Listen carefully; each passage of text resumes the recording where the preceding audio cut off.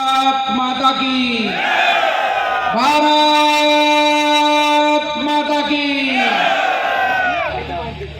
उपस्थित आज के इस परिवर्तन संकल्प यात्रा के कार्यक्रम में हमारे बीच में हमारे मार्गदर्शक और राजस्थान में एक लोकप्रिय नेता के रूप में, जनसेवक के रूप में जिन्होंने पहचान बनाई, ऐसे हमारे केंद्रीय जल शक्ति मंत्री श्री गजेंद्र सिंह शेखावत जी। उपस्थित हमारे बीच में पूर्व सांसद, पूर्व मंत्री श्री CR चौधरी जी। उपस्थित इस यात्रा के हमारे संयोजक राज्यसभा सांसद श्री राजेंद्र गहलोत जी।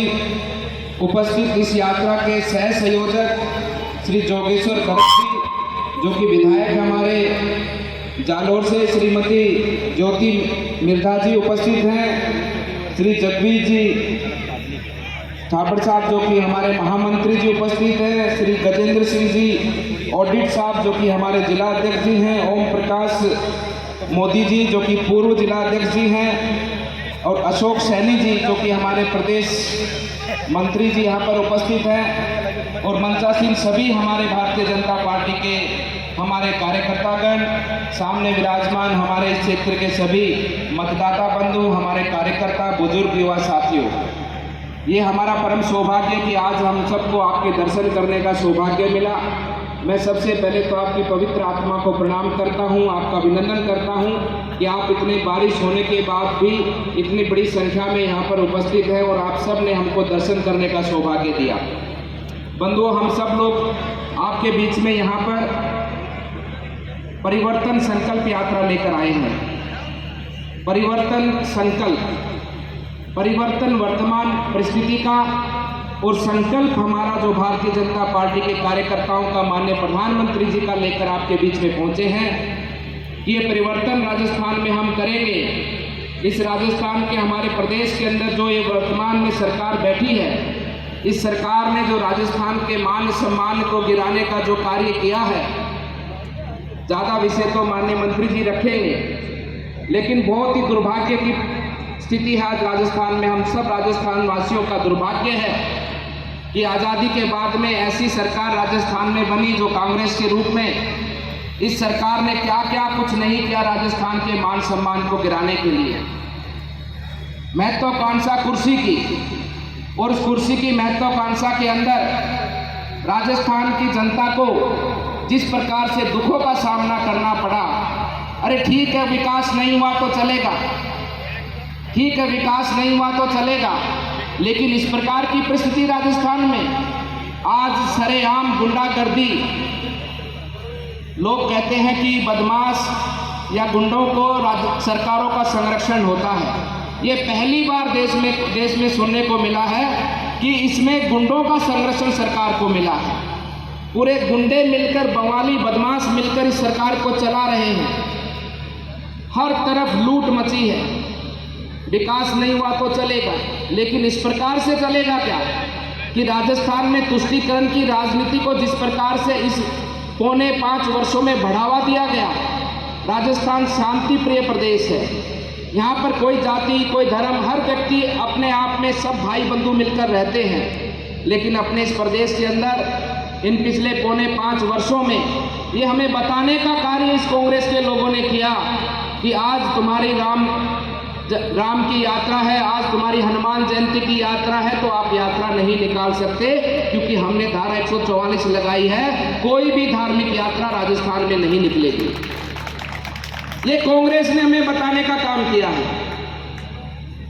उसके साथ साथ में मुझे तो बड़ी हैरानगी होती है कि माननीय प्रधानमंत्री जी ने, हमारे गृह मंत्री श्री अमित शाह जी ने, और पार्टी का जो एक संकल्प था, जिस संकल्प के साथ में इस पार्टी का निर्माण हुआ कि हम धारा 370 तोड़ेंगे, राम मंदिर बनाएंगे।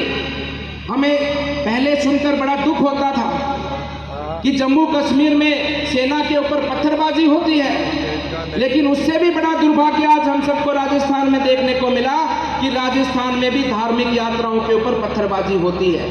जम्मू कश्मीर में पत्थरबाजी बंद हो चुकी है। कोई भी सभा में खड़ा होकर बता सकता है या कह सकता हो तो जब से धारा 370 तोड़ी है उसके बाद में कहीं भी कोई पत्थरबाजी की घटना सुनने को मिली है क्या? पहले क्यों मिलती थी? क्योंकि इस प्रकार की तुष्टीकरण की राजनीति करने वाले लोगों का राज जम्मू कश्मीर में होता था। लेकिन वहां तो पत्थरबाजी बंद हो गई और उन्हीं की बिरादरी के लोगों का राज यहाँ पर अपने राजस्थान के अंदर है। तो करौली की हिंसा उसका उदाहरण है कि यहाँ पर धार्मिक यात्राओं पर पत्थरबाजी होती है।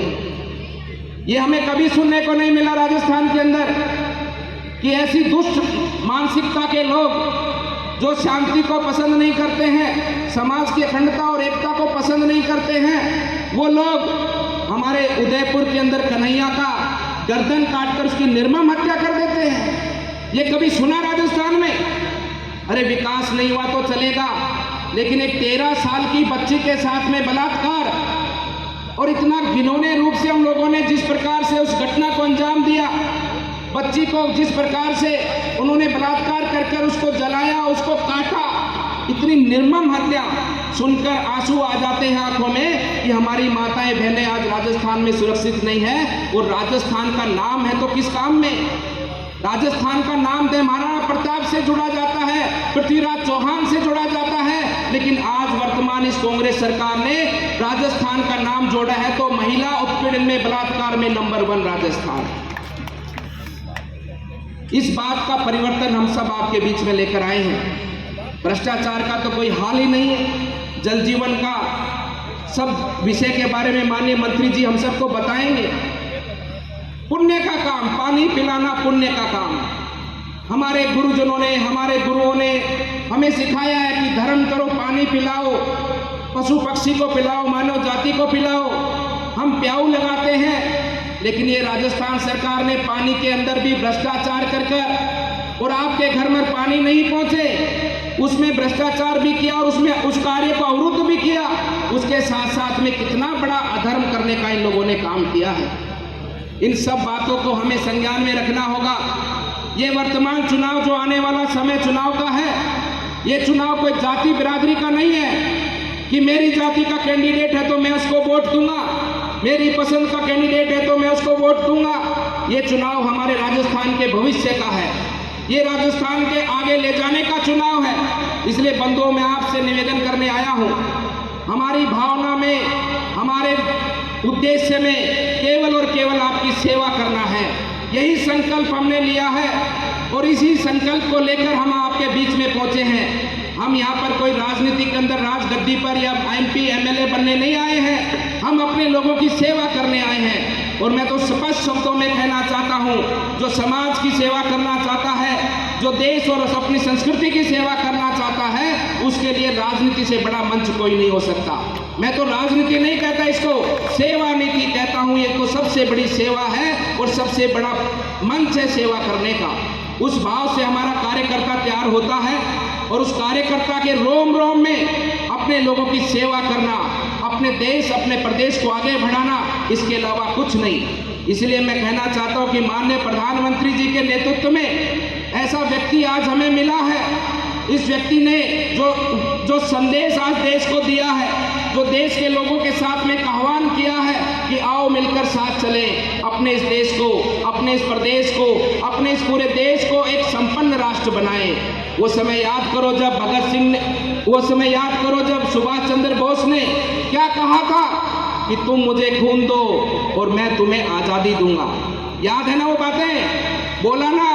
लेकिन आज वर्तमान में हमें देश के लिए मरने की आवश्यकता नहीं है, आज हमें देश के लिए जीने की आवश्यकता है। और ऐसे व्यक्ति हमें मिले हैं जो आप सबको कहते हैं कि आओ मेरा साथ दो, हम अपने प्रदेश को, अपने देश को एक विकसित राष्ट्र बनाएंगे और अपने शहीदों को, उन शहीदों का सपना पूरा करेंगे जिन शहीदों ने अपनी जान की कुर्बानी, अपने जान का बलिदान देकर, अपने शहादत देकर इस देश को, हम सबको आज़ादी दी है।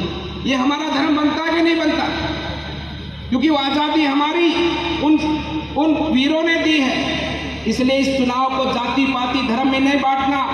ये चुनाव धर्म और अधर्म का है, ये चुनाव देश को आगे ले जाने का है। इसलिए मेरा निवेदन है कि इस भ्रष्ट सरकार को, इस अधर्मी सरकार को हम सबको उखाड़ कर फेंकना है और पुनर्राजस्थान में धर्म की स्थापना करते हुए एक सरकार कहते कि सरकार बनाएंगे, लेकिन हम ये कहते हैं हम राजस्थान के अंदर सरकार नहीं, हम राजस्थान राजस्थान के अंदर राजस्थान की सेवा करने वाला एक पार्टी का, एक भाजपा का पार्टी का एक नेतृत्व बनाकर आपकी सेवा में समर्पित रहने वाली एक दायित्ववान सरकार बनाएंगे। हमारी सरकार के ये दो ही उद्देश्य हैं कि राजस्थान में इस सरकार की विकास ही प्राथमिकता होगी और कानून का राज ही राजस्थान में होगा। इस प्रकार से हम सब आपका समर्थन और आपका स्नेह आशीर्वाद लेने आए हैं। हमारी भावना और हमारा विश्वास और हमारा उद्देश्य स्पष्ट है कि केवल और केवल राजस्थान के अंदर समृद्धि की स्थापना करना, राजस्थान के अंदर सब में खुशी की स्थापना करते हुए राजस्थान की जनता जनार्दन को रक्षा सुरक्षा देते हुए हमारी माताओं बहनों का सम्मान आगे बढ़ाना।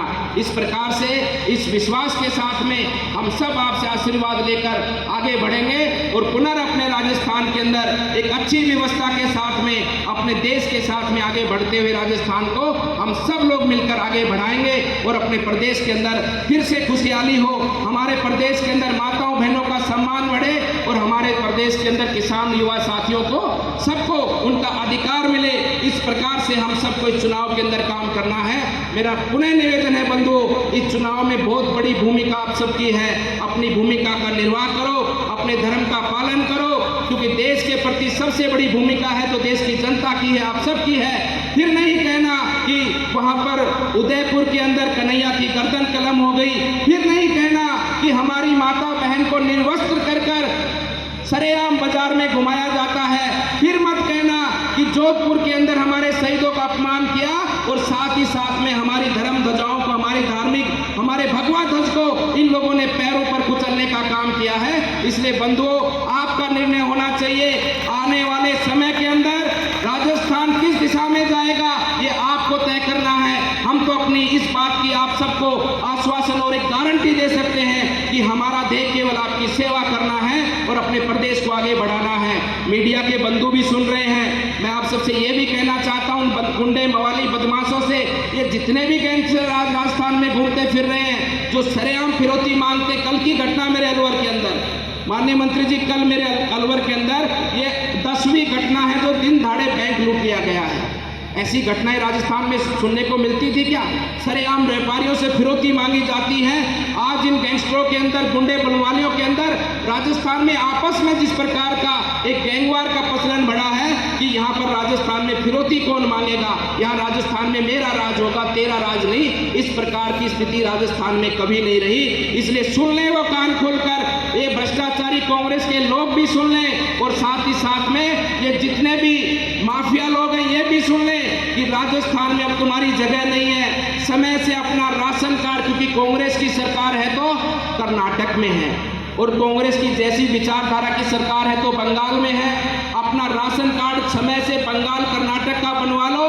आने वाले समय में यहाँ पर भाजपा की कानून को समर्पित रहने वाली सरकार बनेगी। तुम सबको ढूंढ कर एक एक को तुम्हारे किए की सजा देंगे और राजस्थान में कभी तुमको छुपने की जगह नहीं मिलेगी।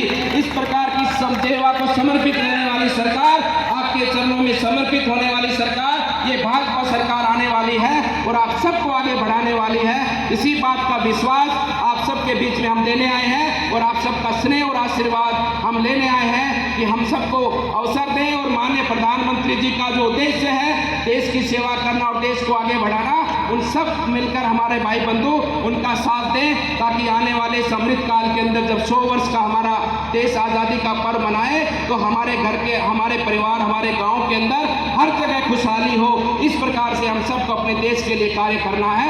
आप सबका मैं पुनः धन्यवाद करता हूं, पुनः अभिनंदन करता हूं कि आप सब लोग इतने बारिश के बावजूद भी यहाँ पर सब लोग उपस्थित हैं। आप सबको प्रणाम करते हुए आप सबसे निवेदन करता हूं कि मेरे साथ दोनों हाथ उठाकर जोर से जयकारा लगाएं, बोलिए धर्म की, धर्म की, धर्म की, अधर्म का, अधर्म का, प्राणियों में, प्राणियों में, विश्व का, विश्व का।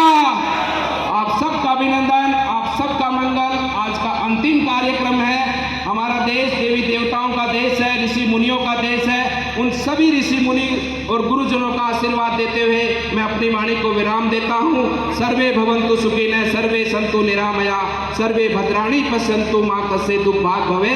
आप सब लोग सुखी हो, निरोगी हो और अपने प्रदेश और देश को आगे बढ़ाने में आपकी विशेष भूमिका आने वाले समय पर आप निर्वाह करें, ऐसी मेरी आपसे सब शुभकामना है। बहुत बहुत धन्यवाद, बहुत बहुत मंगल।